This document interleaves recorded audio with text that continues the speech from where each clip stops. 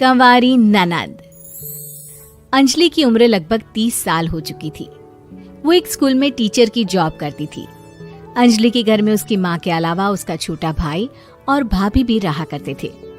30 साल की उम्र होने के बाद भी अंजलि की अब तक शादी नहीं हुई थी।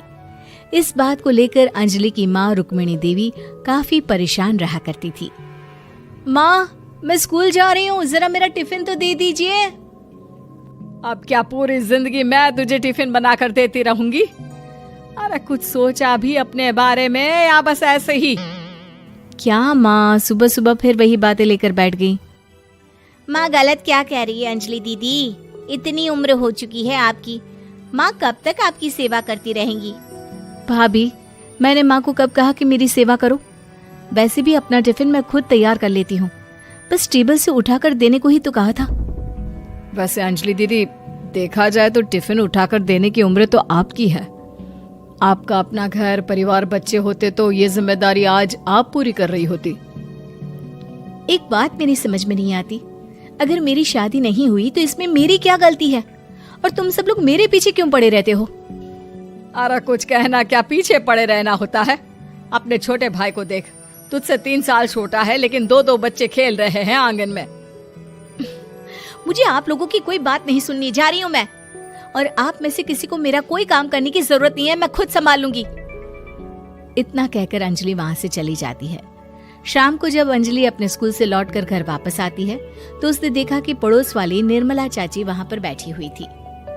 क्या बात है अंजलि बिटिया, नौकरी करके वापस आ गई? जी चाची जी, कैसी हैं आप? मैं तो ठीक हूँ बेटा, तुम बताओ शादी के बारे में कुछ सोचा या नहीं? अरे रहने दीजिए ना, इससे तो शादी की बात करना ही बेकार है। कुछ भी कहो तो गुस्सा करती है, बात बात पर आंखें दिखाती है। माँ, आप ऐसा क्यों कह रही है? मैंने कब आप पर गुस्सा किया? अरे अंजलि बेटा, तुम्हारी माँ ठीक ही तो कहती है। 30 की होने आई हो, अब तुम्हें भी शादी वादी कर लेनी चाहिए। चाची जी, आप तो ऐसे कह रही हैं जैसे शादी करने से मैंने मना किया हो। रहने दीजिए निर्मला चाची, हमारी अंजलि दीदी को अभी तक उनकी पसंद का दूल्हा नहीं मिला ना, इसीलिए वो शादी नहीं कर रही। भाभी, ऐसी कोई बात नहीं है। अरे तो फिर क्या बात है? तुम्हारी माँ ने तुम्हारे लिए इतने रिश्ते ढूंढे लेकिन तुम्हें कोई पसंद ही नहीं आता। क्या है ना चाची जी, हमारी ननद रानी नौकरी जो करती है ऐसे ही थोड़ी ना किसी को पसंद कर लेंगी। अरे भाई, नौकरी का घमंड है तो बात अलग है, कोई और बात हो तो बताओ, कोई रास्ता निकाला जाए। नहीं नहीं चाची जी, कोई बात नहीं है, बस मुझे अभी तक अपनी पसंद का कोई मिला नहीं है। सुन लिया आपने? इस लड़की के तो पर निकल आए हैं और इतनी उम्र में अपनी पसंद का कोई मिलेगा भी नहीं इसे। माँ, आप मेरी शादी को लेकर हमेशा मुझे ताने क्यों मारती रहती हैं? अपनी माँ की बातें तो ताने लगती है। ताने हैं? बताओ, मैंने कुछ गलत कहा क्या? देखो, ये सब छोड़ो, मेरी दूर की बुआ का बेटा है, उसकी अभी शादी नहीं हुई है, उम्र होगी कोई 34-35 साल। आप कहें तो बात आगे बढ़ाऊं? अरे हाँ हाँ, क्यों नहीं, ये भी कोई पूछने की बात है। अरे जल्दी से लड़के को यहाँ बुला लो। माँ, आप मुझसे पूछे बिना मेरी शादी की बात करने जा रही हैं, और मेरी उम्र 30 भी पूरी नहीं हुई है। निर्मला चाची कह रही है कि वो लड़का 35 साल का है। अंजलि दीदी, आपको क्या लगता है इस उम्र में कोई फिल्म का हीरो आएगा आपके लिए? देखिए, अब पसंद और नापसंद की बात तो रहने दीजिए, पसंद करने की उम्र तो आपकी निकल चुकी। अब तो जो भी मिले उसी से शादी कर लीजिए, इसी में भलाई है। तेरी भाभी बिल्कुल ठीक कह रही है।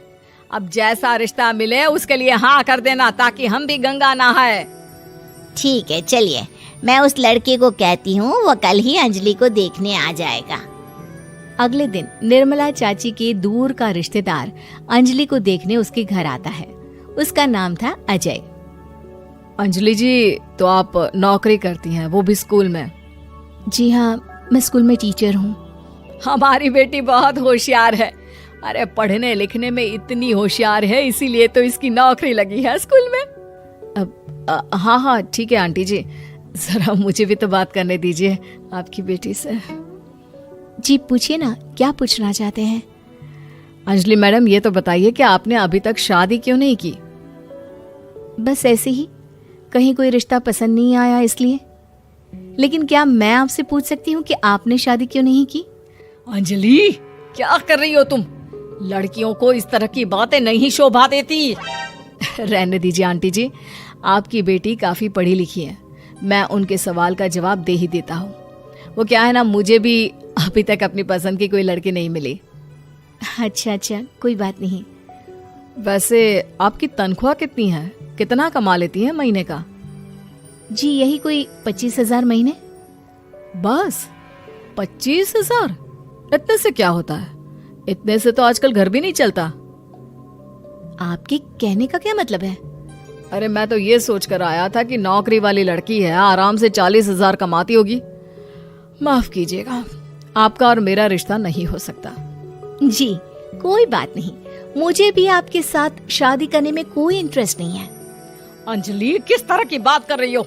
घर आए रिश्ते को ठुकरा रही हो तुम। दीदी, अब इस उम्र में आपको इतनी अकड़ नहीं दिखानी चाहिए।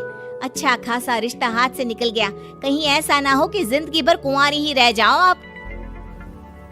कुछ दिन और ऐसे ही निकल जाते हैं और अंजलि की शादी कभी नहीं होती। अंजलि के परिवार वाले बिंदास उसे ताने मारते रहते हैं, लेकिन अंजलि एक बड़ी नौकरी की तैयारी करती है और उसमें सिलेक्ट होने के बाद अंजलि को एक बहुत बड़ी नौकरी मिल जाती है। अब तो दीदी के नखरे और भी ज्यादा बढ़ जाएंगे भाई। अब तो इतनी बड़ी नौकरी जो लगी है, अब इनकी शादी होने से रही। माँ, मुझे नौकरी के लिए दूसरे शहर जाना पड़ेगा। आप जानती हैं ये बहुत बड़ी जॉब है और इसमें पैसे भी बहुत ज्यादा मिलेंगे। अच्छा, कितने पैसे मिलेंगे बेटा? माँ, मुझे हर महीने 90,000 सैलरी मिलेगी। क्या? अरे वाह वाह, ये तो बहुत अच्छी बात है। लेकिन फायदा क्या? कितने भी पैसे मिले, शादी तो हुई नहीं ना तुम्हारी। अंजलि नौकरी करने के लिए दूसरे शहर में चली जाती है और जब कुछ महीनों के बाद वो वापस घर आती है तो उसे अपने पति के साथ देखकर उसके घर वाले हैरान रह जाते हैं। अरे अंजलि, तूने शादी कर ली और हमें बताया तक नहीं। और दामाद जी करते क्या है? इतनी बड़ी कार है उनकी। माँ, मैं आपको सब कुछ बताना चाहती थी, लेकिन आप सबके ताने सुनकर बहुत दुखी हो गई थी और इसलिए मैंने अपनी पसंद से शादी कर ली। मेरे पति मेरे साथ ही ऑफिस में नौकरी करते हैं और बहुत बड़े अफसर हैं। और एक बात बताऊं माँ, आज मैं बहुत खुश हूँ।